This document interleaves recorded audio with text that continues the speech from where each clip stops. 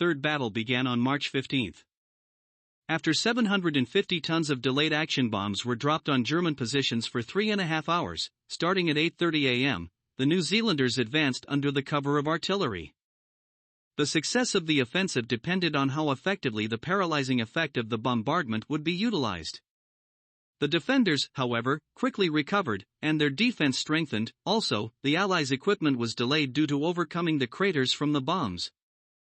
A certain success was achieved, however, by the evening, when the order to advance on the left flank was given. It was already too late. The Germans were able to reorganize their defenses and, even worse, despite all the forecasts, a downpour began again. Streams of water filled the craters from bombs, turning the plowed ground into a swamp and disrupting radio communication. Many radio stations were shorting due to flooding. The clouds also completely hid the moon, and the Allies had to clear their way in total darkness. On the right flank, the New Zealanders captured Castle Hill and Height 165. As planned, units of the 4th Indian Infantry Division, now led by Major General Alexander Galloway, attacked Hill 236, and from there Hill 435, known as Hangman's Hill. By mistake, a platoon from the 9th Gurkha Regiment came out on the road circling Hill 236. It captured Hill 435, while the attack of the 6th Gurkha Regiment on Hill 236 was repelled. By the end of March 17, the situation of the Allied forces had improved.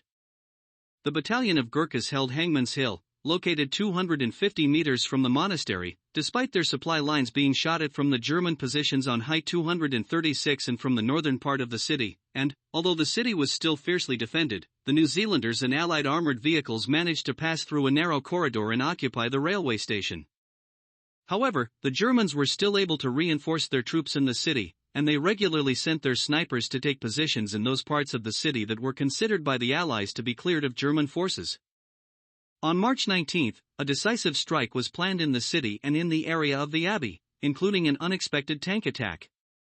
The tanks of the 20th Armored Brigade were supposed to pass through a corridor from Cairo to the Albanita farm, which had been cleared by military engineers under the cover of darkness, and from there turn towards the Abbey.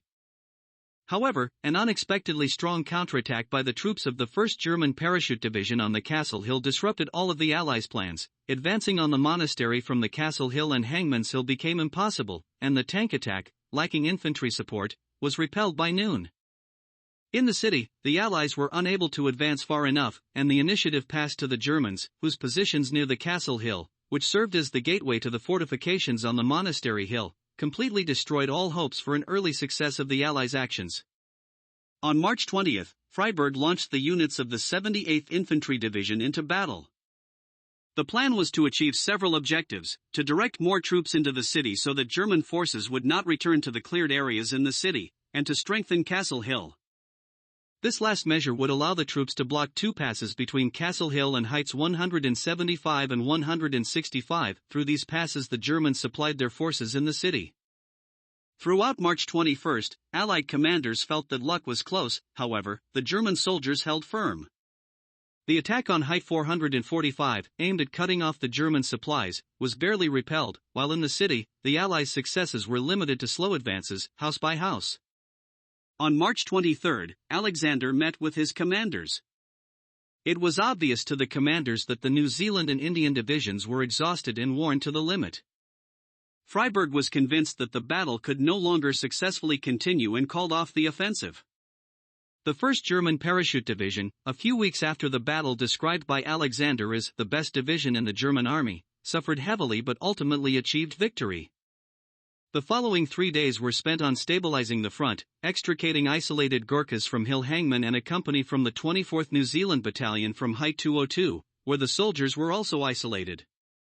The Allies conducted a troop regrouping. The exhausted 4th Indian and 2nd New Zealand Divisions were withdrawn, their positions in the mountains were taken over by the 78th British Division, and in the city by the British Guards Division. The Indians lost 3,000 men in battle, while the New Zealanders lost 1,600, including missing and wounded. The defending German troops also suffered heavy losses. The war diary of the German 14th Corps records that after the battle, the number of battalions in the corps ranged from 40 to 120 men.